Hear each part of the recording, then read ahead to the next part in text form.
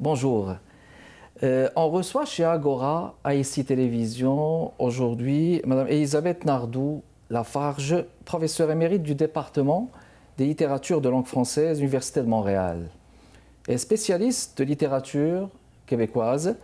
Elle a notamment publié des études sur l'œuvre de Régent Ducharme et préparé avec la collaboration de Monique Bertrand et Monique Jean l'édition quarto de ses romans parus chez Gallimard en 2022. Elle est l'auteur de ce livre Écriture de l'inachèvement dans le cycle Soif de Marie-Claire Blais, publié tout récemment en 2023 aux éditions de la Presse Université de Montréal. Ici Kamal Benkiran, bienvenue chez Agora. Madame Elisabeth Nardou-Lafarge, je vous souhaite la bienvenue à l'émission parmi nous. Alors, écriture de l'inachèvement et pas l'écriture de l'inachèvement. Oui, absolument. Alors, il faudrait faire la nuance là, à ce niveau. Dans le cycle Soif de Marie-Claire Blais, auteure québécoise qui est passée la fin de séjour, je dirais, aux États-Unis. Mais pourquoi l'avoir choisi justement comme auteur dans le cadre de ce concept ou de cette thématique écriture d'inachèvement, justement? Mais à cause du tour de force que constitue le cycle Soif, c'est en fait 11 romans et demi, une série de 10, et puis après ce 10e, un autre, le 11e, Petite Cendre ou la Capture, et qui a été publié l'année dernière par les éditions Boréal, un fragment de ce qui aurait été le 12e roman. Okay. Donc pourquoi? Parce que c'est extraordinaire d'avoir, c'est des milliers de pages, d'avoir 11 romans et demi qui fonctionnent de manière cyclique, c'est-à-dire avec la réapparition des mêmes personnages, des mêmes lieux, qui s'étend de 1995 à 2022. C'est une construction énorme, monumentale. Donc je l'ai choisi, d'abord j'ai donné un séminaire. Le livre vient vraiment d'un séminaire que j'ai donné à l'université les dernières années où j'enseignais. Parce que c'est assez fabuleux d'avoir écrit en français quelque chose qui se passe aux États-Unis, d'avoir fait des États-Unis une sorte de microcosme du monde contemporain, et pour la construction monumentale qu'est le cycle. Parce qu'on a environ 300 personnages qui évoluent plus ou moins dans le même lieu, dans un temps qui est assez particulier, qui est à la fois chronologique, puisqu'on voit naître des enfants, on voit une sorte de saga, si on veut, mais aussi dans un temps qui est beaucoup plus simultané, c'est-à-dire qu'on voit des événements qui se passent au même endroit, au même moment, dans l'ignorance les uns des autres. Donc c'est une performance littéraire assez unique et sûrement difficile, à cause du nombre de personnages, à cause aussi du style, puisqu'il s'agit juste de monologues rapportés par une narration unique qui traduit toutes ces voix dans le même style. La critique a parlé de flux de conscience. Flux de conscience, justement, que plusieurs critiques ont rapproché de l'écriture de Virginia Woolf, justement, que vous avez cité. Comment faudrait-il justement comprendre ceci, le flux de conscience, dans le contexte d'un auteur qui a vécu aux États-Unis? Est-ce par rapport à la diversité des voix de ces personnages Oui, je crois qu'il y a une... Ou par rapport à la langue française aussi? Par rapport à la langue française, oui, c'est vrai que... Mais je crois qu'il faut comprendre ça en termes de construction. C'est-à-dire que personne ne nous raconte une histoire. Le lecteur ou la lectrice reconstitue l'histoire à partir des monologues de chaque personnage. Donc on va passer d'un personnage à un autre sans trop savoir si ce qu'on vient de lire a été dit, confié à quelqu'un, pensé, remémorer. Et donc l'histoire, si histoire il y en a une, il leur arrive des choses, se construit comme ça. Alors oui, c'est le flux de conscience de chacun des personnages, mais c'est plus que ça d'une certaine façon, puisqu'on a cette construction qui rassemble le tout. Et on a quelque chose de l'orchestre, là. La musique, chacun a sa partition. Sa tâche, justement.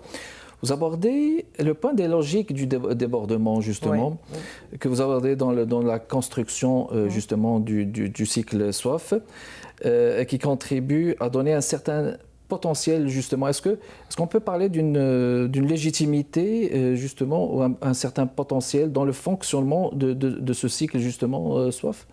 Alors le débordement, il est partout. J'ai fait un chapitre sur la ponctuation. Alors on a des phrases immenses. D'ailleurs, ça pose un problème de citation. On ne sait pas trop quand commencer, on ne sait pas trop quand arrêter. Ce sont des phrases infinies et leur construction même consiste à repousser la fin. Le point est toujours le plus loin possible. Mais de la même façon, le nombre de tomes aurait pu être beaucoup plus important si Marie-Claire Blé n'était pas décédée. Donc on a le sentiment, après le 10e, on a eu un peu l'impression que quelque chose s'arrêtait, qu'on avait une sorte de construction finie, et puis tout de suite après, il y en a eu un autre. Légèrement différent sur le plan de la narration, mais néanmoins avec les mêmes personnages. Donc le débordement, il est aussi dans l'impossibilité de finir. Un peu comme si, tant qu'on va raconter cette histoire, tant qu'on va faire parler ces personnages, ben, la vie va continuer. Et ça, c'est très, très intéressant, et je crois que c'est assez unique. En français en tout cas, en littérature française. Mais quand vous dites justement l'impossibilité de finir, parce que Marie-Claire Blé était connue aussi par la construction de petites phrases qui étaient courtes, avec une ponctuation, avec des points, mais en quoi le lecteur peut-il deviner que justement ce sont des phrases qui peuvent continuer dans le temps qui passe et qui peuvent s'étendre dans l'éternité? Il en fait l'expérience. Il en fait l'expérience à la lecture. De lecture.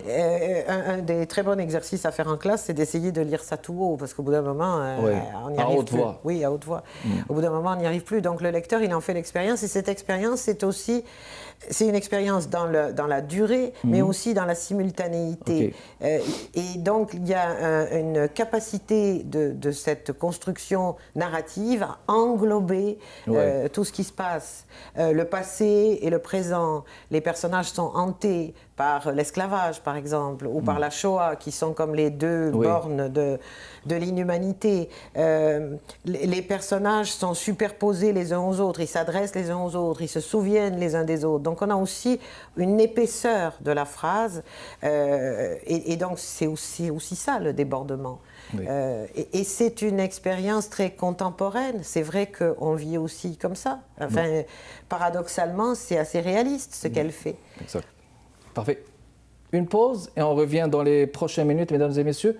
J'accueille en ce jeudi chez Agora Mme Elisabeth Nardou-Lafarge, qui a écrit ce livre Écriture de l'inachèvement dans le cycle Soif de Marie-Claire Blé, publié chez les presses d'Université de Montréal. On vous revient tout de suite.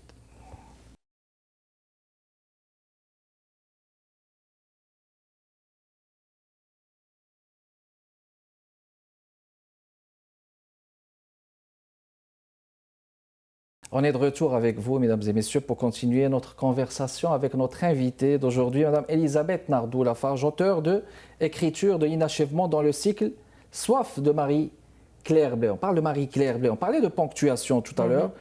La ponctuation, les points, les virgules, ils n'ont pas la même fonction dans le texte, on va dire, en général. Non, mais d'abord, chaque texte, la ponctuation, c'est comme tout le reste. Chaque texte la réinvente et la structure comme il veut. Mais ce qui est frappant chez Marie-Claire Blé, c'est tous les systèmes de suppression du point, de remplacement du point. Et on repousse toujours plus loin le point. Alors, c'est intéressant parce qu'à certains moments, entre deux monologues, par exemple, de deux personnages différents, mais il n'y a pas de point. C'est le nom du personnage, ou c'est l'incise avec le « et », ou c'est d'autres modalités qui nous permettent de comprendre, pas forcément tout de suite, mais une ou deux phrases plus loin, qu'on a changé de voix. Oui. Puis la construction du temps, la conjugaison, on a l'impression qu'il utilise parfois l'imparfait, le passé simple pour rester dans le présent. Oui, ça c'est étonnant parce que c'est écrit au passé, avec un usage du subjonctif passé. Du subjonctif, exact. Très, très fréquent. Et en même temps, on est dans une sorte de présent des personnages. Ça fait partie, je dirais, aussi du style. Bon, dans Soif, on n'imite pas la façon de parler des personnages. Personne au monde ne parle comme ça. On est dans une langue qui est celle de l'écrivaine, qui est extrêmement poétique, qui est lyrique par moments, et qui cherche pas à imiter. C'est là qu'on voit qu'elle reprend, que la narration reprend toutes les voix dans une voix unique.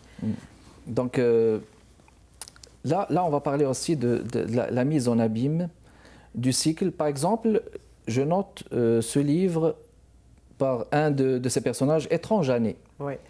Étrange année, entre autres, un court extrait, Daniel est écrivain et tout au long de Soif, il peine sur un livre, Les étranges années. Oui. L'œuvre d'une vie, pensait-il, qui finit, on l'a dit, par se confondre avec le cycle lui-même. Le livre est mentionné dans le roman Soif, justement. Que peut-on dire justement sur cette symbolique, par exemple, les étranges années? Est-ce qu'il y avait une référence justement à sa vie, à sa biographie quelque part? De Marie-Claire Blé? Oui, de Marie-Claire Non, Blé. je ne crois pas. Je crois qu'on est, enfin, j'en sais rien, je ne sais pas, mais je crois qu'on est vraiment dans l'invention pure. Mais c'est très bien, c'est très intéressant parce qu'un des personnages qui est important est un écrivain. Et tout au long, il y en a plusieurs qui sont écrivains, mais tout au long du cycle, on a ce texte, apparemment ses souvenirs. À Daniel, qui s'appelle Les étranges années, et qui est difficile à écrire, manifestement, qui éloigne Daniel de ses enfants, de ses obligations de père, de ses amis par moments, qui reçoit aussi des critiques. Il y a un personnage de critique, un poète et critique, qui s'appelle Adrien, qui lit Les étranges années et qui trouve ça épouvantable. Et les reproches que le critique fait ne peuvent pas ne pas faire penser aux reproches qu'on pourrait faire à Soif. C'est trop long, c'est trop dur, c'est décrit comme un tableau de Max Ernst ou un enfer de Bosch. Donc on est dans l'horreur, il y a trop de malheur. Et donc, oui, c'est une mise en abîme. Je crois que c'est la façon dont le cycle parle de lui-même. Et oui, c'est intéressant, ça. Oui, justement, parce que moi, j'avais cru que peut-être quelque part, il y a comme une référence plus ou moins inconsciente à une étape de sa vie, où peut-être le livre, ça se peut que ce soit... Oui. Puis que peut-on dire justement sur la construction de l'événement? Oui, alors ça m'a intéressé parce que... Comme trace dans le cycle. Oui, ça m'a intéressé parce que quand on lit, on se demande toujours si on est dans le souvenir que les personnages gardent de quelque chose. Il y a beaucoup de choses traumatiques dans Soif. Si on est souvent au conditionnel, alors est-ce que c'est arrivé? C'est-à-dire le degré de réalité qu'on doit accorder comme lecteur ou comme lectrice à ce qui nous est dit est toujours un peu fragile. Et en même temps, c'est très efficace. Alors, moi, j'ai étudié notamment l'événement de la guerre dont il est question, les guerres du présent, les guerres anciennes, le souvenir des guerres, la peur de la guerre, en particulier la peur de la guerre nucléaire. Avec le souvenir, puisque ça se passe à Key West, probablement. C'est pas écrit, mais elle habitait là et ça se passe aux États-Unis. Et donc, sur ce littoral qui est à la fois balnéaire enfin, qui a une mémoire guerrière. Cuba est en des face. Années 60. C'est ça. Et donc, c'est intéressant parce que la guerre est omniprésente. Comme lecteur et lectrice, on en sent la peur. Mais en même temps, son évocation se fait à travers des hallucinations du personnage de Daniel, à travers des souvenirs du personnage de mère, dont la famille est rescapée de la Shoah, à travers des victimes de la Shoah. En plus, Donc, c'est une façon de marquer l'événement sans en faire un récit détaillé et précis, mais en prenant la mesure de son onde de choc. Ce que je trouve intéressant, c'est que jamais on est précisément dans l'événement, de sorte que ni son début ni sa fin ne sont clairs, et que donc on est toujours dans l'effet qu'il nous fait, d'une certaine façon, entre son appréhension, sa peur, et le souvenir traumatique qu'il laisse. Oui, qu'il a vécu aussi, en quelque sorte. Donc, on peut dire que la construction de l'événement, la construction du temps, la ponctuation, tout ça, toute cette fusion de ces éléments contribue justement à cette écriture de l'inachèvement dans l'œuvre de Marie-Claire Blé. Tout à fait. Il n'y a rien qui est fini. Il n'y a rien qui est fini. Je pense qu'il y a un principe, là, les vies ne sont pas finies. Quand un personnage meurt, il réapparaît constamment dans la mémoire de ceux qui se souviennent de lui, comme dans la vie. Un événement a eu lieu, mais on l'a d'abord anticipé avec crainte et ensuite on s'en souvient avec terreur. Donc rien n'est fini, ni la phrase, ni le cycle. Et ça, je trouve que c'est un tour de force extraordinaire d'avoir pu le faire éprouver au lecteur. Là, ça m'interpelle sur la question suivante. Est-ce que c'est Marie-Claire Blé la seule qui a été, je veux dire, singulière, qui a été la seule à être dans ce mouvement, dans ce concept justement de l'écriture de l'inachèvement? Régent Ducharme, par exemple? Oh non, lui, il achève. Ah, Régent lui, il Ducharme achève, achève, ah, oui, oui, oui, il oui. achève, Dans tous ok. les sens du mot Ouais. achevé, il achève. Ouais. Non, elle n'est pas la seule, évidemment. Il y a toutes sortes d'esthétiques de l'inachèvement. Là où elle est la seule, c'est, enfin, je crois, c'est sur la question de l'actualité. Comment nous parler de l'actualité en nous faisant éprouver son inachèvement, sa suspension. Sa vision, comment il l'a projetée justement au niveau de l'actualité. Excellent. Encore une pause, mesdames et messieurs, on revient dans les prochaines minutes. J'accueille Elisabeth Nardou-Lafarge, auteure de Écriture de l'inachèvement dans le cycle Soif de l'auteure québécoise Marie-Claire Blé. On vous revient.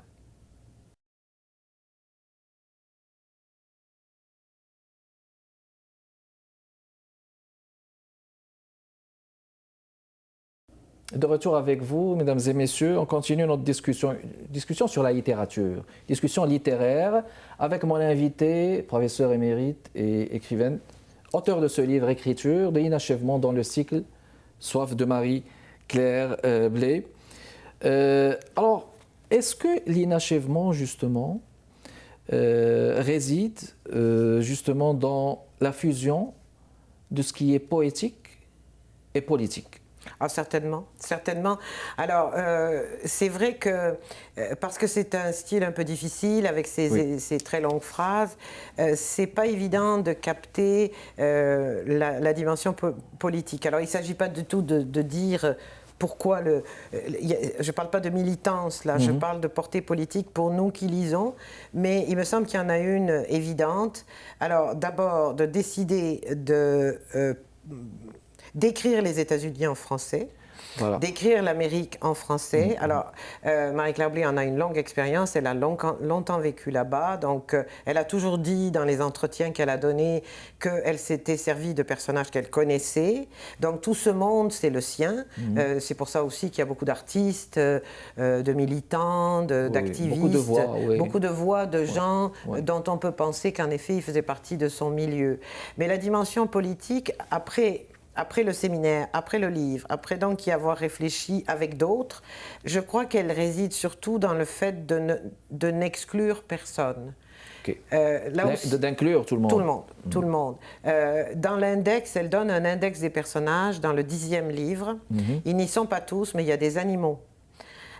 Qui ont des noms qui pourraient être des noms de personnages humains. Oui. Donc, il me semble qu'on a bien là un signe d'inclusion absolue. Autre signe d'inclusion, des personnages historiques qui traversent le cycle, dont Joseph Mengele, des bourreaux, des nazis, et elle leur donne la parole, comme elle donne la parole à un prêtre pédophile qui n'est pas tant repenti que ça, comme elle donne la parole dans Des Chants pour Angèle à un jeune homme qui s'apprête à commettre une tuerie de masse dans une église noire, il veut assassiner tout le monde et il va le faire. Donc que le cycle donne la parole aux gens qui sont porteurs du mal, à des personnages qui sont porteurs du mal, au même titre qu'aux autres, à des personnages qui ont vécu et à des personnages de fiction, à des humains et à des animaux, à des pauvres, à des riches, etc.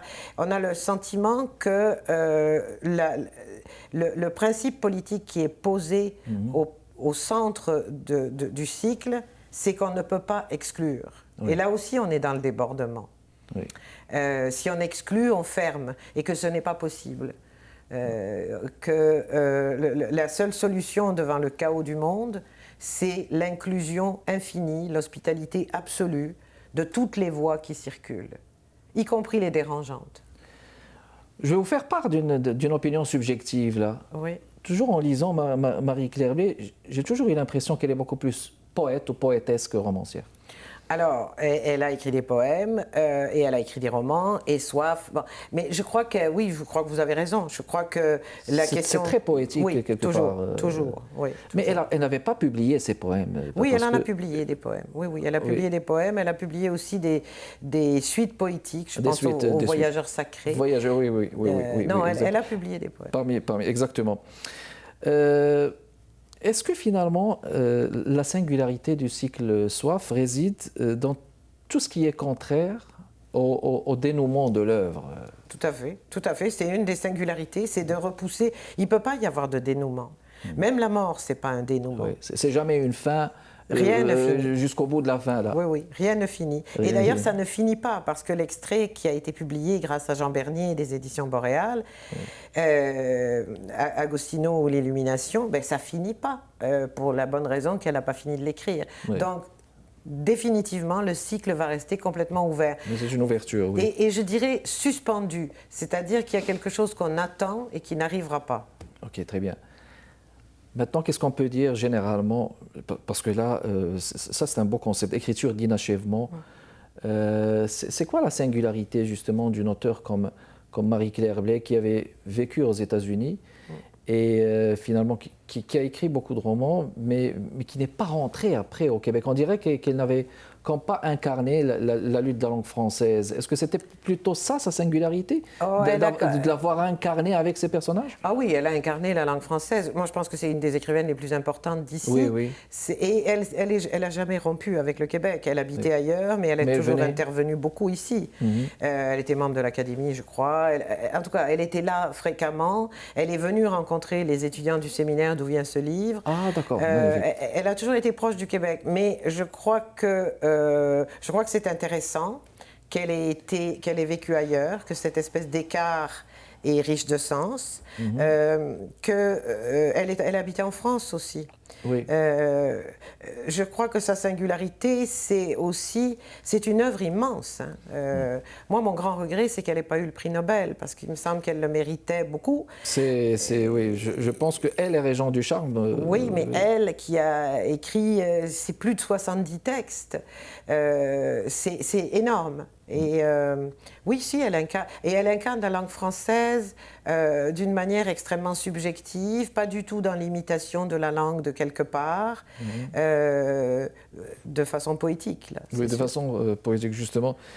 Et à quel point rejoint-elle une vision adéquate de notre monde contemporain? Je pense qu'elle était engagée, féministe aussi. Elle est féministe, c'est certain. Écoutez, l'expérience d'enseignement me fait dire que le cycle Soif s'adresse beaucoup plus aux gens qui étaient mes étudiants qu'à ma génération à moi. Okay. Je veux dire, elle touche énormément de problèmes et elle les touche aussi avec un angle américain à travers le CARE, par exemple. Toutes les questions queer aussi qu'elle touche beaucoup. Toutes les questions d'exclusion, toutes les exclusions que pratique le monde contemporain et qui sont dénoncées dans Soif.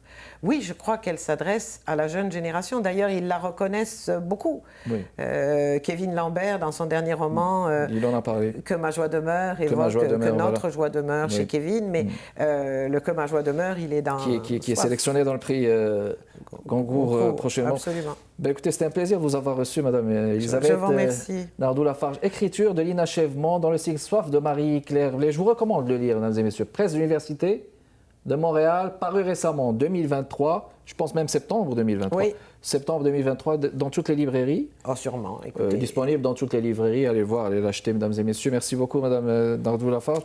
Merci de votre continuel intérêt, mesdames et messieurs. Kamal Benkiran avec vous. Prochain invité, jeudi à 15h30 chez Agora, à ICI Télévision. Au revoir.